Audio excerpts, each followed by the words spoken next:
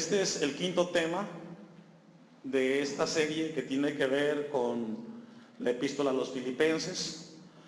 Si Dios nos concede, concluimos hoy el tercer tema de este versículo. Lo que Dios inicia siempre lo termina. Dios nos viene hablando acerca del gozo. En particular, Dios quiere que maduremos. El cristiano tiene que aprender que después de que llega a Cristo, tiene que entrar en un proceso de crecimiento y de madurez. El apóstol Pablo escribe esta epístola, ya mencionamos, 10 años después que llega el evangelio a Europa. Recordemos que Filipos es la primera iglesia que se establece en Europa. En el Hechos 16 vemos cómo Pablo llega con Silas a Filipos y comienza a trabajar Dios en ese lugar. Después pasan 10 años y es cuando se escribe esta epístola a los Filipenses. Y después de ese tiempo Pablo comienza a hablar de una vida que tiene que madurar y crecer. Recordemos que Pablo estaba preso en Roma cuando escribe esta epístola. Y es muy importante ver y aprender de parte de Dios que las circunstancias que estaban rodeando a Pablo, como era la cárcel, no era un obstáculo para que él se mantuviera cerca de Dios, y no solamente cerca de Dios, sino viviendo la vida en Cristo Jesús como la mejor vida en esta tierra. Y le pedí que buscara Nehemías 8:10 porque es muy importante aprender que la Biblia enseña que Pablo aprendió a vivir un nivel de vida distinto al nuestro y que somos desafiados esta mañana para llegar a ese nivel de madurez. Dice Nehemías 8:10, luego les dijo, id, comed grosuras y bebed vino dulce y enviad porciones a los que no tienen nada preparado, porque día santo es a nuestro Señor. No os entristezcáis, porque el gozo de Jehová es ¿qué? La fuente del gozo no es tu trabajo, la fuente del gozo no es tu negocio, la fuente del gozo es Jehová.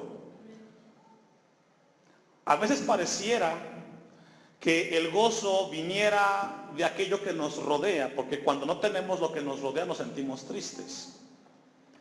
Es muy importante, ya hablamos, el gozo se define, kairos, en el griego, que significa, ¿qué significa? ¿Se recuerda?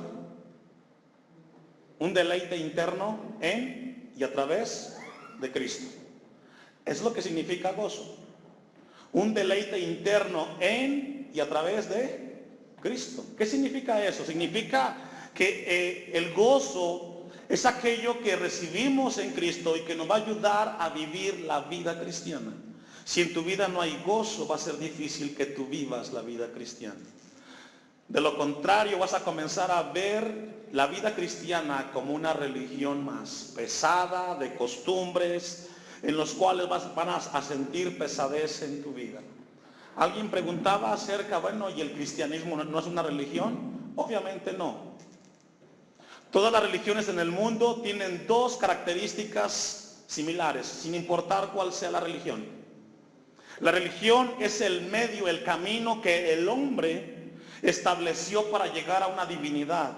Y la religión se define como un conjunto de obras y de sacrificios. ¿Un conjunto de qué, hermanos? No importa cuál sea, musulmán, budista, católica. Todas esas religiones tienen en común dos cosas, un conjunto de obras y sacrificios que el hombre establece para llegar a una divinidad. Haz esto, deja esto, sigue esto, llega a tal lugar. Si tú lo haces, llegarás a Dios, dice la religión. El cristianismo no es una religión. El cristianismo no es un conjunto de obras y de sacrificios. El cristianismo es una comunión continua y permanente con el Dios de la Biblia. Es decir, usted viene a este lugar no porque tiene que venir, usted viene a este lugar porque viene a escuchar lo que Dios tiene que hablarle a su vida. Y hacemos lo que hacemos porque el gozo de Jehová es nuestra fuerza. A veces cuando llega el desánimo al cristiano, por decirlo así, es porque las circunstancias externas que estás viviendo están afectando tu comunión con Dios y dejas que aquello que no te dio el gozo te esté estropeando lo que Dios te dio. Y por eso es que entonces que de repente tu vida está estancada. Es muy importante recordar esta mañana, hermanos, que el gozo de Jehová es ¿qué? Es decir, si Dios te dio el gozo, no permites que las cosas materiales te quiten lo que no te han dado. El tema es lo que Dios inicia, siempre lo termina, tercera parte. Para recordar un poco, vimos, o Dios nos permite sacar 6 preguntas desde este versículo que estamos contestando. Número 1, ¿qué convenció a Pablo? Número 2, ¿quién comenzó la obra en los Filipenses? Número 3, ¿cuándo fue iniciada esa obra? ¿Cuál es esa buena obra? 5, ¿a qué se refiere Pablo cuando habla de que la obra que fue comenzada por Dios será perfeccionada? Y 6 y última, ¿cuál es el día de Jesús, el día de Cristo que Pablo habla en este versículo 6 de Filipenses 6? Esas 6 preguntas nacen de este versículo y la Biblia las contesta. Yo le comentaba hace 8 días, la vida cristiana es una vida que tiene que vivirse en la dimensión del gozo. De otra manera va a ser pesada, aburrida y triste. Para eso tenemos que entender un alto concepto de Dios, un alto concepto de las Escrituras. Llevarán a vivir hombres y mujeres maduras en el Señor. ¿Qué significa eso? Que para ti, si Dios es importante y es lo más importante, tú vas a caminar en esa línea. Si para ti la palabra de Dios es el concepto más alto en tu vida, va a producir en ti algo. El problema hoy en los cristianos es de que Dios no tiene el concepto más alto. Porque si fuera así, entonces vivirías en comunión con Dios. Así como para muchos el trabajo es el mayor alto concepto, de tal manera que llegas a tiempo, dedicas las horas que tienes que dedicar, haces lo que tienes que hacer por estar bien en el trabajo. Si así fuera tu concepto de Dios, vivirías en una dimensión distinta. ¿Por qué para muchos la palabra de Dios no tiene un alto concepto? Porque viven como se les da su regalada gana y no como la Biblia enseña. Oye, el problema que tenemos en las iglesias es de que la gente vive como que Dios no existiera. Y esto me llevaba a revisar un poco acerca de un escritor importante del siglo pasado. Estaba revisando un poco acerca de este hombre, Federico Nietzsche, filósofo, pensador del pasado siglo. En uno de sus postulados, La Gaia Ciencia, donde él habla acerca de el loco de mente.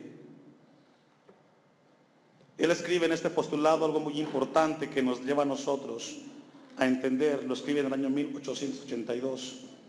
Y en La Gaia Ciencia él menciona una frase que estremeció en el pasado, que llegó a todas las mentes, particularmente en las universidades y en los hogares.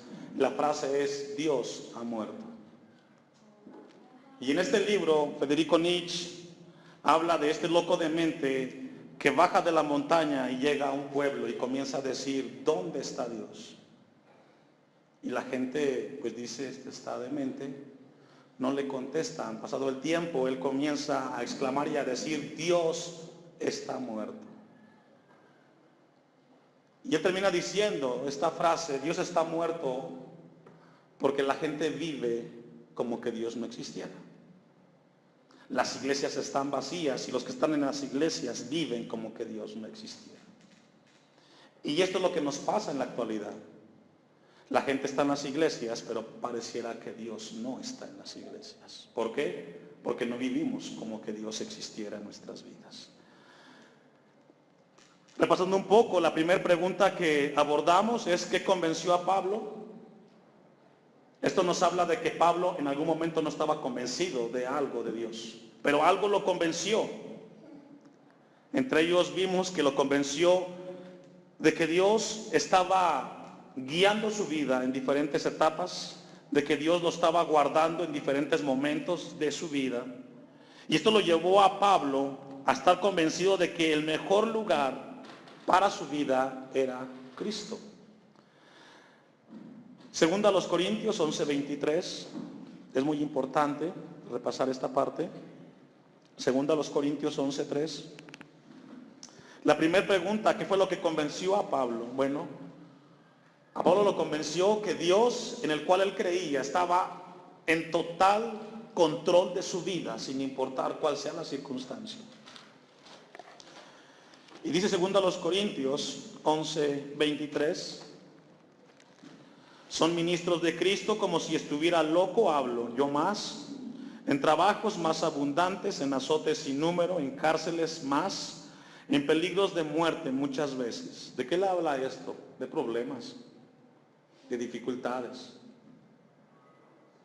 24 de los judíos, 5 veces he recibido 40 azotes menos 1, 3 veces he sido azotado con varas, 1 vez apedreado, 3 veces padecido naufragio, 1 noche y 1 día he estado como náufrago en alta mar, en caminos muchas veces, en peligros de ríos, peligros de ladrones, peligros de los de mi nación, peligros de los gentiles, peligros en la ciudad, peligros en desierto, peligros en el mar, peligros entre falsos hermanos. Usted quizás no tiene dificultades como estas de Pablo, pero tiene en otras dimensiones. Lo que la Biblia está hablando es cuánto le tocó pasar a Pablo dificultades.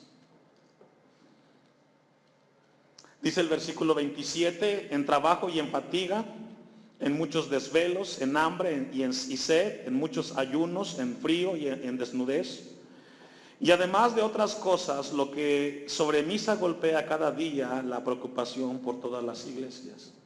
Bueno, ¿qué estaba pensando Pablo? Con problemas y aún así pensando en las necesidades de la iglesia. Claro. Porque las circunstancias que estaban rodeando a Pablo eran un obstáculo para que él siguiera en comunión con Dios. Esto convenció a Pablo de que el mejor lugar de su vida era Dios.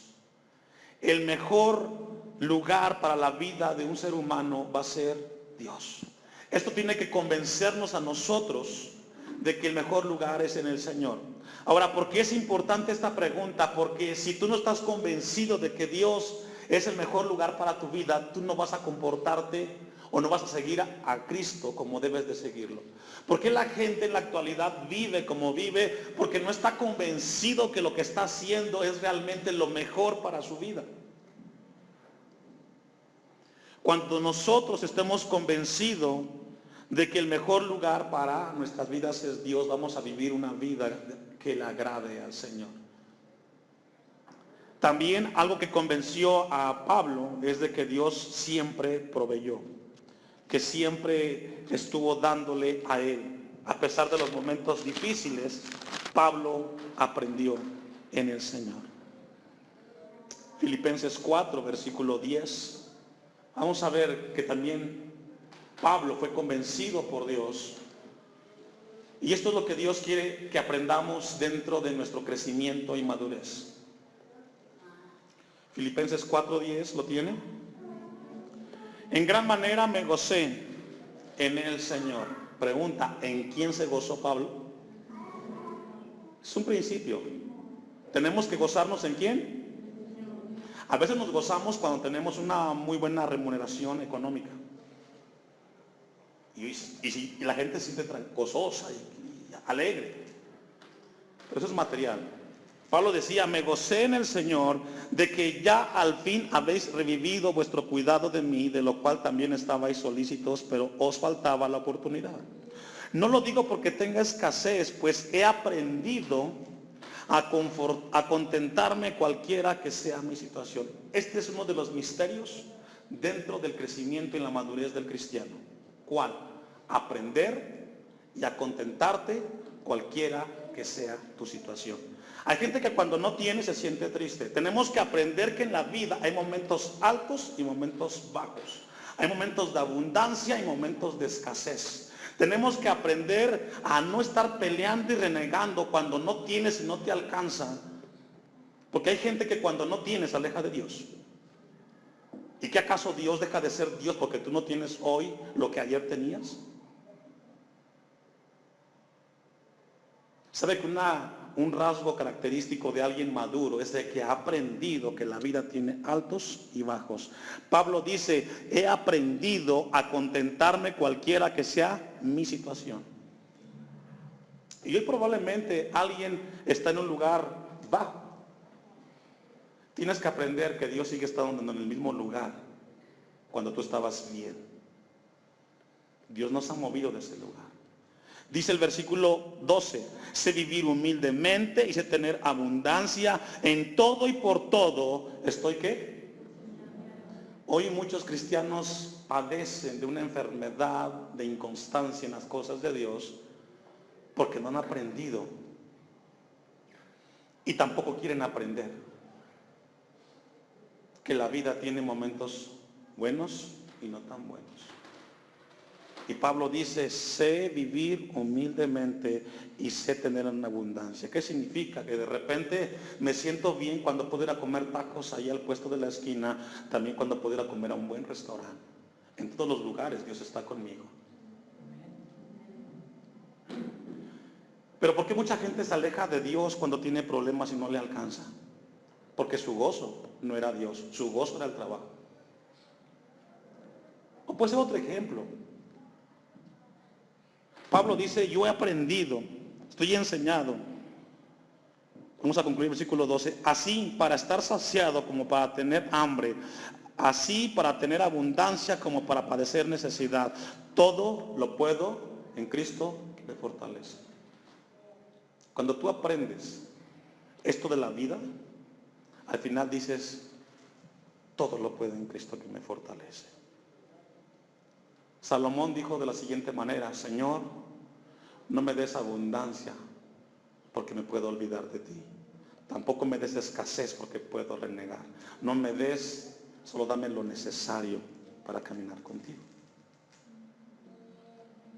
Ese es un nivel de madurez, hermanos. La segunda pregunta que contestamos hace 8 días, muy importante, ¿quién comenzó la obra en los filipenses? La respuesta es Dios. Porque el mismo que comenzó la obra en los filipenses la comenzó en usted y la comenzó en mí. Esto es muy importante. Dios fue el que comenzó la obra en los filipenses y es ese mismo Dios el que comienza la obra con nosotros. Primera de Tesalonicenses 2:13. Vamos a revisar este texto rápido. Primera de Tesalonicenses 2:13. Por ahí si no me escucha o algo, avísenme para que no se me pierda. ¿Ya lo tiene? Ahora, esto es muy importante. La epístola a Tesalónica es la segunda ciudad en Europa que se establece una iglesia. Primero fue Filipos y luego Tesalónica. Todo esto en Grecia. En el segundo viaje misionero del apóstol Pablo. Dice el versículo 13, por lo cual también nosotros sin cesar damos gracias a Dios de que cuando recibisteis la palabra de Dios, ¿qué recibieron, hermanos? Este es un principio fundamental en la madurez del cristiano. Tenemos que aprender a recibir ¿qué? La palabra de Dios. Porque es la palabra la que va a sustentarte en momentos difíciles y adversos. Es la palabra la que va a ser lámpara a tus pies y lumbrera en tu camino. Es la palabra de Dios la que va a producir en tu vida y en mi vida a que seamos la sal de la tierra y la luz de este mundo. ¿Por qué le digo esto? Porque hoy, tristemente, lo que reciben las iglesias hoy son puras emociones. Milagros. Lo que hace sólido a un cristiano es la palabra del Señor. Lo que recibió esta iglesia fue la palabra de Dios que oísteis de nosotros, dice el texto. La recibisteis no como palabra de ¿qué, hermanos? De hombres. ¿Por qué hoy la gente es inconstante en las iglesias? Porque recibieron las cosas de Dios como de hombres y no como de Dios. Hace un tiempo atrás, yo le decía hace unos instantes, un alto concepto de la palabra de Dios producirá hombres y mujeres temerosos de Dios. Un alto concepto de Dios hará hombres y mujeres que vivan una vida de testimonio a Dios. ¿Por qué la gente hoy se comporta como se comporta? Porque lo que está recibiendo piensa que es de hombres y no es de Dios. Y esto lo explica muy bien, hace 8 días lo vimos en el Salmo 50, versículo 21. Estas cosas hiciste y yo he callado, pensabas que de cierto sería yo como tú, está diciendo Dios al malvado. Pero los hermanos en Tesalónica dice que recibieron la palabra no como de hombres, sino según es verdad la palabra de Dios, la cual actúa en vosotros los creyentes. Ahí la palabra actuar, energeo en el griego, donde viene acción, es decir, lo que produce en ti buscar a Dios es la palabra de Dios. Pablo decía que es la palabra de Dios la cual actúa en quién, hermanos, en vosotros. ¿Quiénes? Los creyentes. ¿Qué significa la palabra actúa, energeo? Significa una palabra que produce acción. Ya se la semana pasada dábamos el ejemplo. Es como cuando en la mañana te levantas tú, es día de culto, te levantas y tienes una diferencia con tu esposa y tu esposo y dices, así no voy al templo. Enojado no voy, y ya no vas. Dejas que esa diferencia sea un obstáculo o un pretexto para que no vayas a buscar a Dios. Puede ser orar, leer la palabra, tener comunión con Dios. Y cuando viene la palabra energeo es cuando tienes la misma diferencia y tú dices, hoy tuve una diferencia, estoy molesto, no quiero ir, pero me voy a esforzar para ir al templo. Dios produjo en ti el querer como el hacer. Yo le pregunto, ¿cuántos, si fuera por ánimo, cuántos estaríamos aquí? Pues casi nadie, yo creo, porque de ganas a veces no venimos. Pero Dios produce, dice, en vosotros los creyentes, esa palabra. Vamos a ir a la tercera pregunta, que es lo que nos atañe la predicación el día de hoy. ¿Cuándo fue iniciada esa obra que habla en Filipenses capítulo 1, versículo 6? Dice el versículo 1:6. Estando persuadido de esto, que el que comenzó en vosotros la buena obra, la perfeccionará hasta el día de Jesucristo. ¿Cuándo fue iniciada esa obra?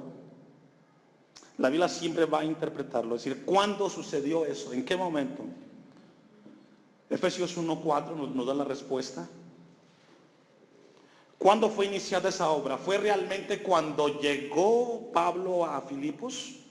¿Fue en ese momento cuando inició la obra que produjo en los filipenses? Efesios 1:4 y el Salmos 139:16. De manera paralela, una complementa al otro. En lo que lo va buscando voy leyendo Efesios 1:4.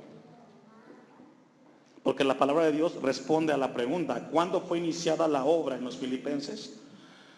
Dice Efesios 1:4, según nos escogió en él antes de la fundación del mundo para que fuésemos santos y sin mancha delante de él. ¿Qué significa eso, pastor? Que antes de que tú existieras, Dios ya tenía para ti preparado la salvación. Antes de que tú llegaras a este mundo, Dios ya contemplaba de que tú estarías en este lugar. ¿Cuándo fue iniciada la obra en los filipenses? Antes de que nacieran los filipenses. Dice el Salmos 139, versículo 16, mi embrión vieron tus ojos y en tu libro estaban escritas todas aquellas cosas que fueron luego formadas sin faltar una de ellas. Esto es extraordinario. El Dios que tenemos está orquestando tu vida y mi vida desde antes que tú nacieras. Eso me habla de un Dios que tiene control de las cosas. Bueno, alguien dirá, pero pastor, yo me he equivocado en la vida.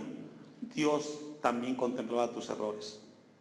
Y a pesar de eso, en su palabra dice, los que aman a Dios, todas las cosas, y entre ellas tus malas decisiones, tus caídas, tus frustraciones, Dios las utiliza para que cooperen para bien. Dice una versión parafraseada, el Salmos 139, 16, tus ojos vieron mi cuerpo en formación, todo eso estaba escrito en tu libro, habías señalado los días de mi vida cuando aún no existía ninguno de ellos. Eso es extraordinario, hermano. ¿Cuándo comenzó la obra en Filipenses? antes de que nacieran los filipenses. Cuando comenzó tu salvación y mi salvación, antes de que llegáramos a este mundo, Dios ya había pensado en ti y en mí. Qué hermoso es Dios. Ahora, ¿esto qué tiene que producir, hermanos? Paz y tranquilidad. Que a pesar de tu dificultad el día de hoy, Dios tiene control. Porque así como controló tu vida en el pasado, la controlará hoy y mañana. ¿Sabe qué es lo que tiene al cristiano hoy viviendo en zozobra? El creer que Dios no puede cuidar de él. Primera de Pedro 1:20. Vamos a buscar. Primera de Pedro, capítulo 1, versículo 20. ¿Cuándo comenzó esa obra? Antes de la fundación del mundo. Dice el apóstol Pedro, capítulo 1, versículo 20, en la primera epístola, ya destinado desde antes de la fundación del mundo, pero manifestado en los postreros tiempos por amor, ¿de qué, hermanos? ¿De quién? Es decir, en la eternidad pasada, Dios tenía contemplado amarte a ti y a mí. Como lo dijo Jeremías 31:3, con amor eterno te he amado. ¿Con amor qué, hermanos? Dios nos ama con amor eterno. Y eso debe de producir en nosotros seguridad. Lo que Dios quiere es que crezcas y que todos crezcamos. Porque ese Dios que comenzó en los filipenses comienza con nosotros la obra. Y Pablo había aprendido esto en su vida. Por eso él podía decir, todo lo puedo en Cristo que me fortalece. Para mí el vivir es Cristo y el morir es ganancia. Hay mucha gente que para ellos el vivir es el trabajo, porque viven para el trabajo y no viven para Dios. Aunque nadie dijo amén, es amén. Hay quien piensa que para ellos el vivir es comer, porque viven para comer. Otros para escuchar música. Y cualquier otro ejemplo. Pablo decía, yo no sé si para ti, yo no sé si para el otro, pero para mí, Pablo, el vivir es Cristo. Es decir, toda mi vida gira en torno a la obra redentora de Cristo Jesús. Yo no vivo para el mundo, yo vivo para Cristo. La pregunta que Dios nos hace, ¿para quién vives tú? No me conteste, porque detrás de la pregunta hay una vida de testimonio. Si usted dice Cristo, su vida tiene que evidenciar que es para Cristo. Y recuerde, hermanos, que no son palabras, tienen que ser hechos. Cuando el hijo va con la mamá y le dice, mamá, te quiero mucho, la mamá le contesta y le dice, pues demuéstramelo con obediencia. El amor se tiene que demostrar en obediencia. Vamos a ver otra cita más. Segunda a los Corintios 2:7. La respuesta a la tercera pregunta, pues es en la eternidad pasada. Segunda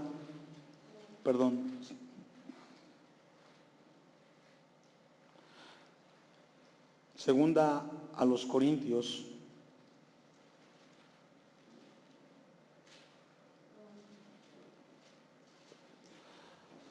2:7.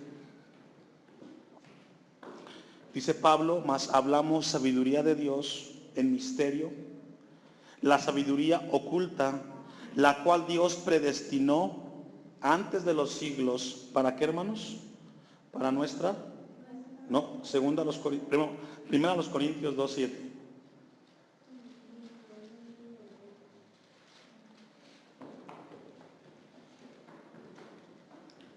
Primero a los Corintios 2:7. Ahora sí. Ayúdenme. Mas hablamos sabiduría de Dios, ¿en qué? En misterio, la sabiduría oculta, la cual Dios predestinó, ¿desde cuándo, hermanos? Desde antes de los siglos. Y esto nos habla del control de Dios con aquellos que son su pueblo. La manera como conformar su pueblo fue en Dios desde antes de este siglo. ¿Qué significa eso, pastor? Significa lo siguiente: en la vida hay cosas que se arreglan con sabiduría y cosas que se arreglan ¿con qué? Con fe. La vida, y tenemos que aprender a discernir que hay cosas que se van a arreglar con fe y otras con sabiduría.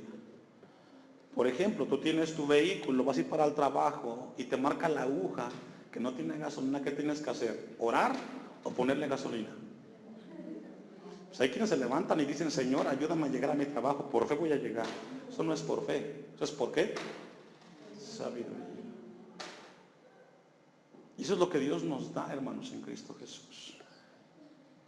Entonces Dios nos escogió desde antes de la fundación del mundo.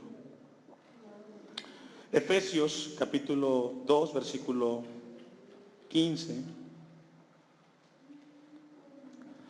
Vamos a buscar esa cita. Efesios capítulo 2. Vamos a leer desde el 10. Porque dice el texto que si Él preparó todo esto antes de la fundación, vamos a ver qué más preparó Dios antes, que es un camino para nosotros. Dice el versículo 10. Porque somos hechura suya, creados en Cristo Jesús. ¿Me ayuda? ¿Para qué nos creó? Es decir, Dios no te crió para que le pegaras a tu esposa o para que hables maldiciones. Dios no te creó para mentir, ni me creó a mí para ser soberbio y orgulloso. ¿Nos creó para qué? Para buenas obras. Y esto es muy importante. La palabra cristiano significa pequeños cristos. Una definición muy puntual de cristiano significa alguien que adopta la vida de Cristo. Hoy tristemente la gente lo que hace es adaptar la vida de Cristo. Acomodas a tu vida lo que bien te parece de Cristo y lo que no, no. Y dices: esto sí me gusta de Dios, esto me gusta del Señor, esto me gusta del Señor, pero esto no me gusta. No eres cristiano. Tú no puedes acomodar lo que te convenga a tu vida. Si tú dices ser seguidor de Jesús, tú tomas lo de Cristo y lo aplicas a tu vida y vives en esa línea. Buenas obras. ¿Sabe cuál es el mal testimonio hoy en las iglesias? Que muchos se llaman cristianos, pero viven como su regalada gana se les da. Antes de que digas soy cristiano, primero revisa tu vida si vives como un hijo de Dios. Porque así no podemos ser la sal de la tierra. Dice el texto, ¿me ayuda? Las cuales Dios preparó de antemano. ¿Cuáles? Las buenas obras. ¿Para qué? Para que anduviésemos ¿en cuántas? ¿En algunas o en todas? ¿Todas?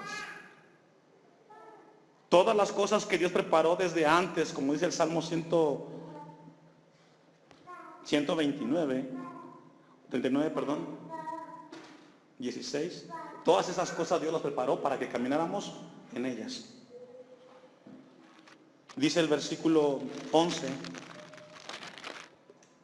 Por tanto, acordaos de que en otro tiempo vosotros los gentiles en cuanto a la carne eras llamados sin circuncisión por la llamada circuncisión hecha con mano en la carne. En aquel tiempo estabais sin Cristo, alejados de la ciudadanía de Israel y ajenos a los pactos de la promesa, sin esperanza y sin Dios en el mundo. Pero ahora en Cristo Jesús, vosotros que en otro tiempo estabais lejos, habéis sido hechos cercanos. ¿Por qué, hermanos? Es decir, ni tú hiciste algo, ni yo hice algo para acercarnos a Dios. Todo fue una obra del Señor. 14. Porque Él es nuestra paz, que de ambos pueblos hizo uno, derribando la pared intermedia de separación, aboliendo en su carne las enemistades, la ley de los mandamientos expresados en ordenanzas, para crear en sí mismo de los dos un solo y nuevo hombre. ¿Haciendo qué, hermanos? Esto es muy importante. Dios hizo algo nuevo, algo que debe de producir en nosotros cosas buenas. Romanos 9:23. El apóstol Pablo extiende un poco más este concepto.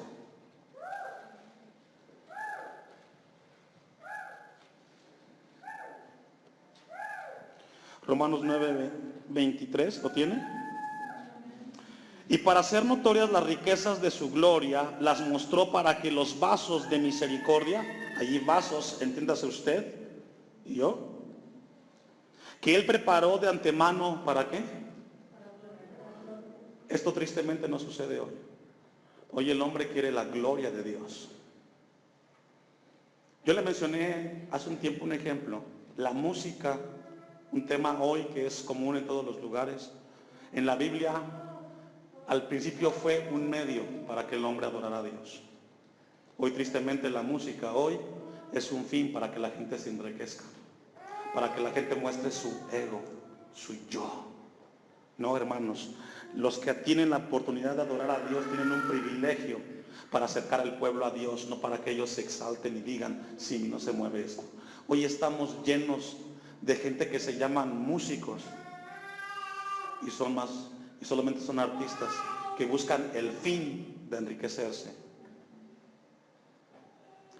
Dice el versículo 24, a las cuales también ha llamado, esto es a nosotros, no solo de los judíos, sino también de los gentiles, ahí entramos usted y yo.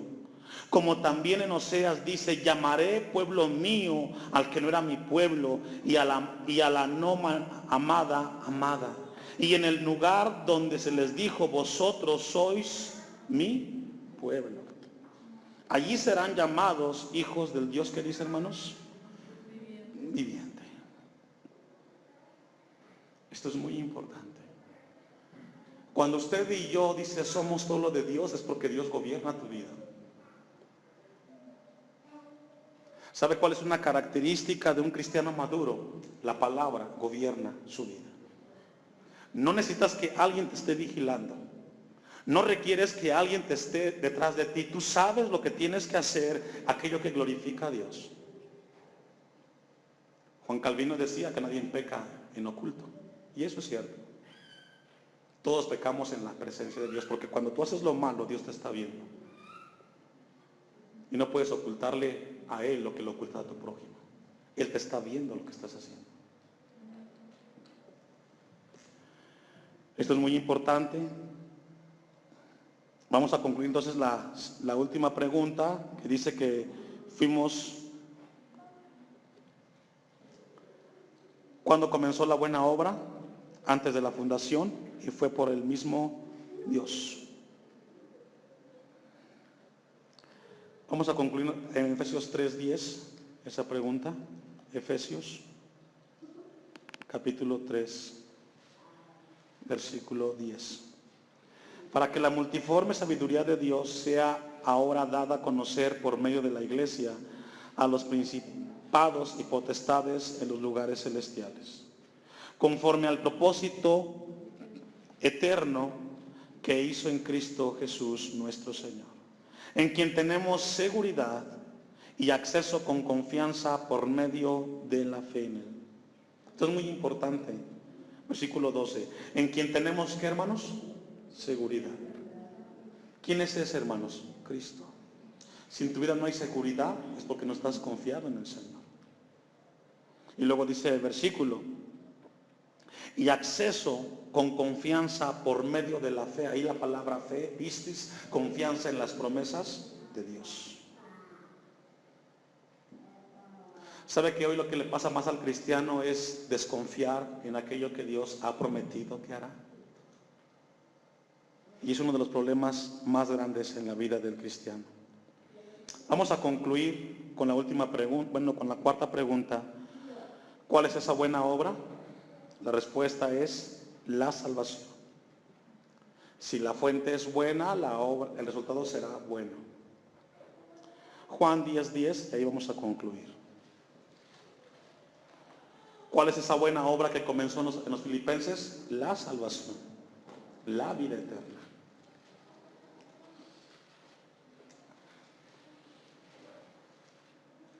¿Ya tiene Juan 10:10? Dice el versículo, el ladrón no viene sino para hurtar, matar y destruir. Jesús dice, yo he venido para que tengan vida y para que la tengan, ¿en qué, hermanos? Aquí Jesucristo está hablando acerca de la parábola del buen pastor. Ese es el contexto del versículo 10 para no salirnos del contexto. Y Jesús dice que Él es el buen pastor y Él es la puerta por la cual tienen que entrar todos. En antaño o en el Medio Oriente, los pastores, cuando estaban en el monte, en los apriscos, ellos hacían como un tipo corral con piedras, y en la entrada del aprisco se ponía el pastor, y para que las ovejas pudieran salir tenían que pasar por donde estaba el pastor. En ese contexto Jesús escribe este versículo y dice: yo soy el buen pastor, y luego llega el versículo 10 y dice: el ladrón, dice, no viene sino para hurtar, matar, ¿y qué dice, hermanos? Y destruir. El enemigo viene para hacer esto. Tú descuidas tu vida y el diablo te va a destruir. Pero Jesús dice: yo he venido para que tengan vida, y la palabra vida es zoe en el griego, que significa vida superabundante. ¿Qué significa eso? Vida hoy, vida mañana y vida por siempre. ¿Qué significa eso? Que Jesús dice: yo vine para que tengas vida hoy, para que tengas vida mañana y para que tengas vida siempre. La obra que vino a los filipenses fue la salvación. Una salvación que es para hoy, que es para mañana y que es para toda una eternidad, hermano. Tenemos que vivir dentro de esa salvación. Dios esta mañana nos lleva a nosotros a que tengamos cuidado. Una última cita y ahí concluimos ahora sí. Primera de Pedro 5:8.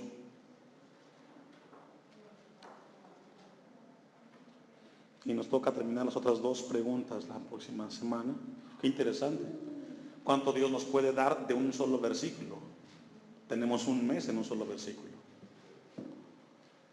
Primera de Pedro 5:8. Sed sobrios y velad. ¿Cómo tenemos que ser, hermanos? Sobrios y velad.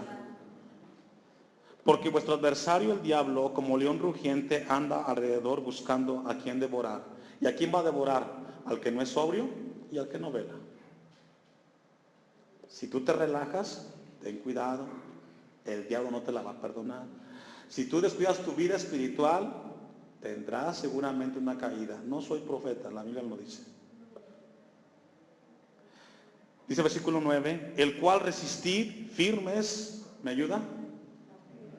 Aquí no enseña la Biblia que tenemos que ser positivos y expresar, nada me va a pasar, no. Tenemos que resistirlo confiando en las promesas de Dios. Resistid, dice, al cual resistir firmes en la fe, sabiendo que los mismos padecimientos se van cumpliendo en vuestros hermanos, ¿en dónde?